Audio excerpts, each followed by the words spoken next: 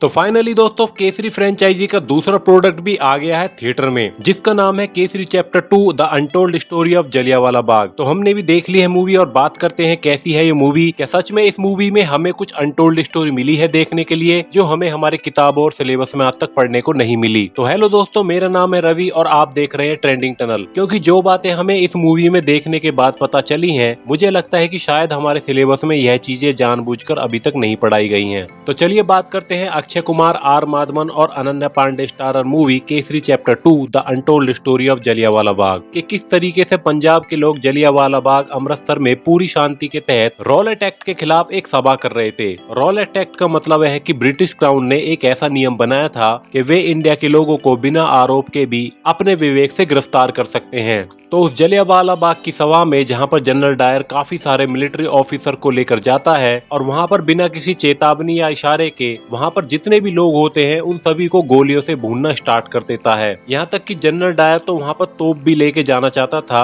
उन सभी मासूम लोगों को उड़ाने के लिए, पर क्योंकि वहाँ के बाग में जाने का रास्ता काफी पतला था, इतनी क्रूरता जनरल डायर ने उन मासूम लोगों पर दिखाई थी कि 10-12 घंटे तो उन बॉडी को वहाँ पर छोड़ दिया गया था ताकि उनकी बॉडीज को गिद्ध वहाँ पर खा सके। और जब उन बॉडीज को जलाने के लिए शमशान और कब्रिस्तान में जगह नहीं मिल पाई तो जनरल डायर ने आदेश दिया कि उनकी बॉडीज को बहती हुई नदियों में बहा दिया जाए ताकि कोई भी कहीं पर भी किसी भी तरह का सबूत ना मिले। एक लड़का तो वहाँ पर अपने आप को बचाते बचाते बॉडीज के नीचे दबता चला जाता है, जो बॉडीज गोली लगने के बाद में गिर रही थी। और जो मरने वालों की संख्या 10,000 से ऊपर थी उनको सिर्फ 700-800 के करीब बताया गया था। उधर दूसरी ओर हमारे सीनियर लॉयर शंकर नायर जो कि केरल के होते हैं, उनका ब्रिटिश क्राउन में इंट्रोडक्शन कराया जाता है, जो कि ब्रिटिश क्राउन के बहुत ही ज्यादा भरोसेमंद लॉयर होते हैं। और उनका रिकॉर्ड यह होता है कि वे आज तक कोई भी केस नहीं हारे। अंग्रेजों की कुरीतियों के खिलाफ सभी लड़ रहे क्रांतिकारियों को अंग्रेज सिर्फ आतंकवादी ही कहा करते थे। यहाँ तक कि लॉयर शंकर नायर को भी यही बताया जाता था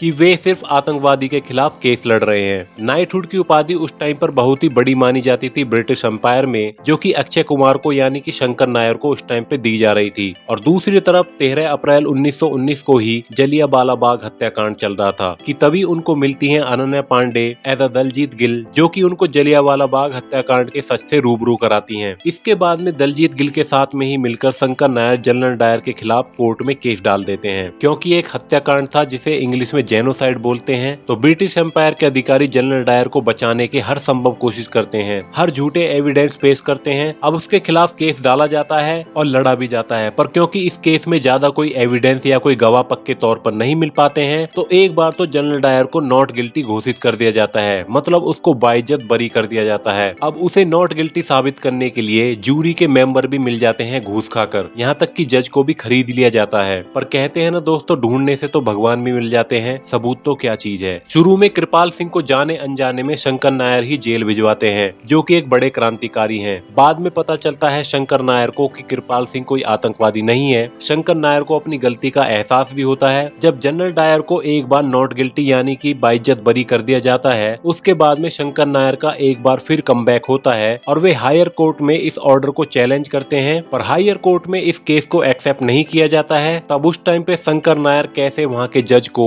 गाली गलौज करते हैं और अपने ऊपर ही कोर्ट के मानहानि का केस लदवा लेते हैं, और यहाँ तक कि उनके लाइसेंस को कैंसिल करने की भी बात चल जाती है। पर यह सारी शंकर नायर की एक प्लानिंग होती है। और जब उनको हियरिंग के लिए बुलाया जाता है कंटेम्प्ट ऑफ कोर्ट के लिए, जूरी के सामने अपनी बात को रखने के लिए, तो उसी टाइम पर वे सारा खेल पलट देते हैं। और वो क्या खेल पलटते हैं, कैसे करते हैं, ये सारा आपको मूवी देखने के बाद में पता चलेगा। बाकी दोस्तों, अक्षय कुमार की इस मूवी में परफॉर्मेंस लार्जर देन लाइफ है। अनन्या पांडे का रोल भी इस मूवी में काफी अच्छा है, जो कि हमने एक्सपेक्ट नहीं किया था। आर माधवन जो कि जनरल डायर की तरफ से ही केस लड़ रहे थे, उनकी भी एक्टिंग लाजवाब है, क्योंकि वे पहले कभी ब्रिटिश क्राउन में वायसराय कमीशन के एक हिस्सा बनने जा रहे थे। तो उनको शंकर नायर के खिलाफ यह कहकर लाया जाता है कि तुम वायसराय कमीशन के हिस्सा इसीलिए नहीं बन पाए थे क्योंकि शंकर नायर ने तुम्हारे खिलाफ प्रेस में यह स्टेटमेंट दिया था कि तुम लावारिस हो और तुम्हारे माँ बाप का कुछ पता नहीं है। इस तरह की गलतफहमी आर माधवन के दिमाग में डाली जाती है और उनको तैयार किया जाता है शंकर नायर के खिलाफ केस लड़ने के लिए, क्योंकि शंकर नायर एक धांसू वकील होते हैं, तो उनके सामने भी एक धांसू वकील होना चाहिए था। और वह है हमारे आर माधवन, जो बोलते नहीं है दहाड़ते हैं। जब पहली बार अक्षय कुमार यानी कि शंकर नायर जनरल डायर के खिलाफ केस लड़ने के लिए आते हैं और उनकी एंट्री होती है, वहाँ पर जो बीजीएम बजता है शेरा वाला, और क्लाइमेक्स में कैसे शंकर नायर पूरी बाजी अपने अंडर में कर लेते हैं, ये देखने लायक है दोस्तों। दरअसल जनरल डायर के साथ में भी एक फिजिकल प्रॉब्लम होती है, उसके बारे में इस मूवी में चर्चा की गई है, वह आपको मूवी देखने के बाद ही पता चलेगा। कुल मिलाकर देखी जाए तो मूवी एंगेजिंग है और पूरी मूवी आपको बांध कर रखेगी, छोटे मोटे सस्पेंस के साथ में। तो ट्रेंडिंग टनल केसरी चैप्टर 2 को देता है 5 में से 3.5 स्टार। बाकी दोस्तों आपने अगर ये मूवी देख ली है या देखने जा रहे हैं तो अपने कमेंट करके जरूर शेयर कीजिएगा, और बॉलीवुड हॉलीवुड से जुड़ी इसी तरह की मूवीज और कंटेंट्स के आपकी इस वीडियो को लाइक और चैनल को सब्सक्राइब भी करते जाइएगा।